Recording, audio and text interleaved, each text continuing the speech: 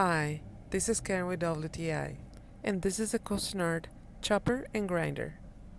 And I love the way it makes my salsas because it doesn't liquefy them, it makes them choppy. And that's the way I love my salsa.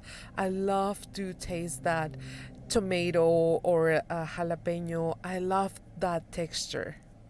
And also, have you ever found yourself with a recipe that it needs a ground ingredient, probably in a spice, and and you have it but in whole? It has happened to me like a lot.